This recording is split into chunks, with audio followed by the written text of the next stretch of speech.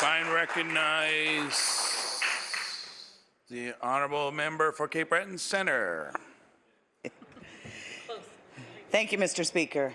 Mr. Speaker, I too am quite disappointed to have to stand here and try to defend why it's okay for a woman to have a job to come back to after she has a baby. I can't even believe, like I've said many times, why we even talk about some of the things that we talk about in this chamber.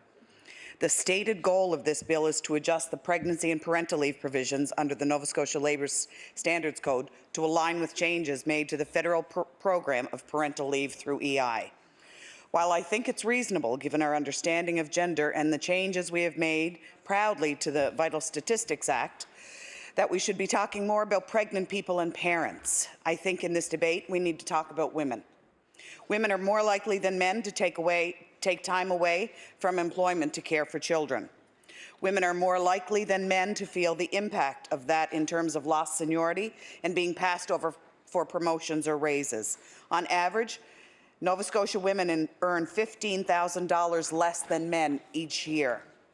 The earnings gap between men and women in Nova Scotia persists despite the educational attainment of women. Women in Nova Scotia represent 100% of these employed in the 6 out of 10 lowest paying occupations. 61% of employees that earn minimum wage or less are women. Seems to be a theme. In the entire history of having elected representatives in this province, only 51 women have ever been members in this legislature, and 17 of us are here today. The dominance of male voices in this House is abundantly clear in the way the legislation has and continues to be written, and that, Mr. Speaker, is shameful. The way parental leave works in this country means that it is already not a financially viable option for many parents.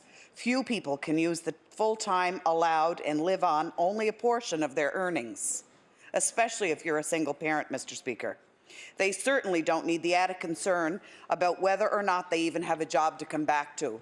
Imagine anyone in this House, especially the women or the men who are parents, for their loved one or to think about whether you should have a baby or have a job to come back to.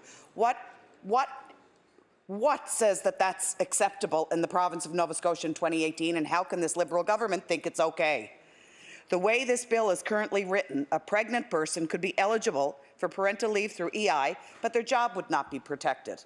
Imagine in 2018 we are not protecting jobs for women to have babies. So we are asking new parents to take the risk of a leave period with only part of their salary and no guarantee that they'll have a job when they could come back to work.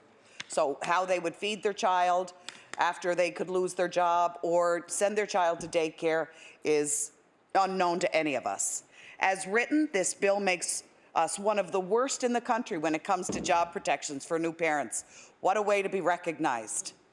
Let's talk about that. We're being recognized in Nova Scotia as one of the worst because we are discriminating against women for their ability to have a child and to have a job protected. Our caucus put forward a very reasonable amendment, as my colleague spoke to. And I remember having the conversation in our caucus office and said, you know what, we don't care about a win here, we care about what's right. So let's try to talk to the government and let them know that this is morally and ethically disgraceful. We don't want the win, we just want good laws, we want good legislation, and we couldn't even get that. This amendment was not supported by the government, and as I said, Mr. Speaker, this is disgraceful. To say that consultation is required is offensive. Look around. Let's have a conversation. Consultation with whom and when and where? This government talks a lot about consultation, but we never ever hear the results. With new parents to see if they would like to know what their peace of mind would be at the thought of losing their jobs. With businesses to see if they can afford to protect their jobs. As members of this House, we have an obligation to make laws that protect those who are vulnerable and to have an obligation to raise the standards so that Nova Scotia can be a more equitable place. This bill, as it is presented today, falls extremely short, and I am embarrassed to be part of this House right now that is going to pass such a discriminatory bill against women and their choice to have a baby.